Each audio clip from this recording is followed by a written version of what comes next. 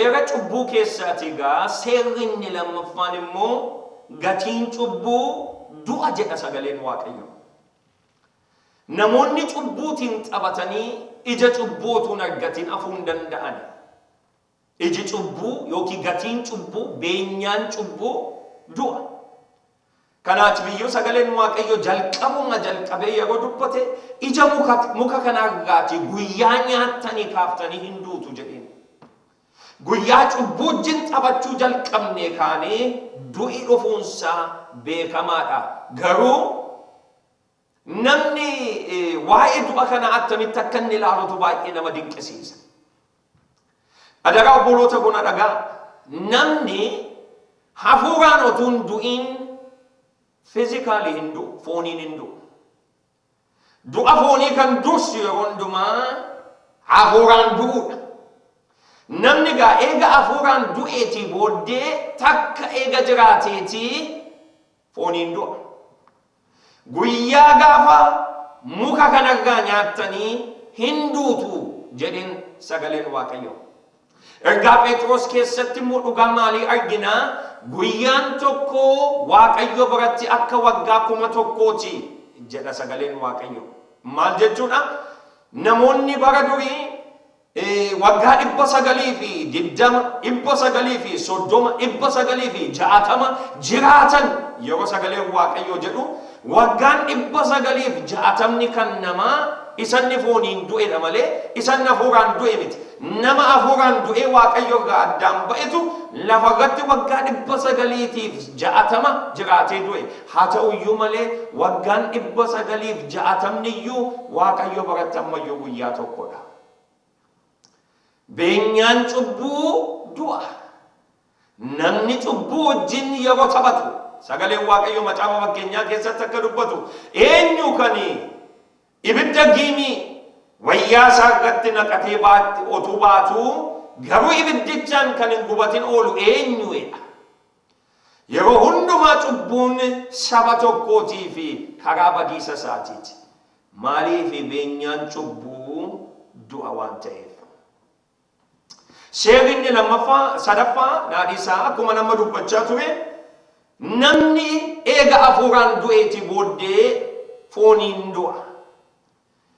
Egaa dammaqinni kan inni nu barbaachisu yeroo hafuuraan du'uun jalqabu du'i sun akka inni argamuuf waldaa tokko keessatti totottoi jiraatu saba tokko keessatti totottoi jiraatu baay'ee barbaachisaadha.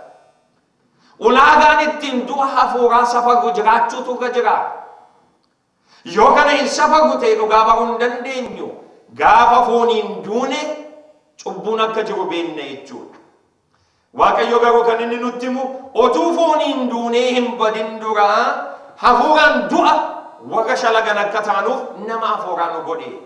Fakkeenyaaf pulpiitiin keenya yeroo humna dhabuu jalqabu du'i hafuuraan nutti beekamuu danda'uu qaba.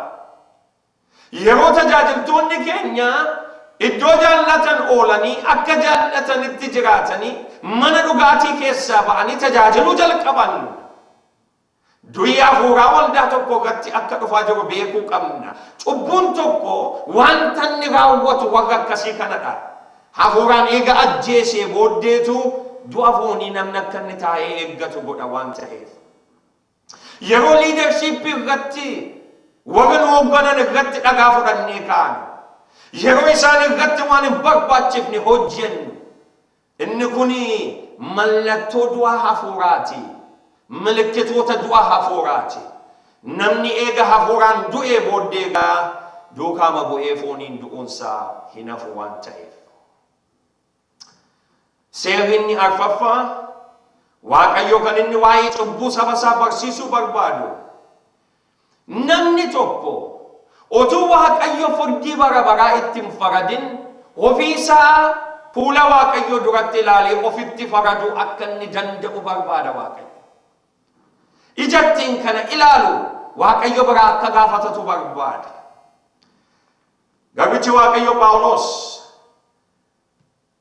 Qorontos isa jalqabaa boqonnaa 11 lakkoofsa 27 kaaftanii godhattanii dubbiftan akkas jedhe qoraatii of ilaalaa qoraati of ilaala ofitti farada jedha yoonu yammo ofitti faranni firdii isa dhumaa jalaa ooluudhaaf jirra waaqayyo dhuma irratti nutti hin faradu jedhe maal jechuudha qulqulloota naannaa cubbuu kanaa yeroo jiraannu maal faanu jalaa hidhe laata maal faa du'a hafuuraa nutti fide jennee hin dammaqnu yoo taane hafuurri kun nu miidhaa hin jiru jennee maduukaa jiraanna jechuudha yeroo sanatti immoo du'i foon keenyaa baay'ee dhiyaateera isuma waaqayyo Israa'elitti dubbate harriin mataasaa tuttuqeera inni garuu hin barre ture isa jedhu sanatu nurratti raawwata kanaafiyyuu wanti guddaan baay'een barbaachisan ijattiin hafuura keessatti safarru ilaaluudha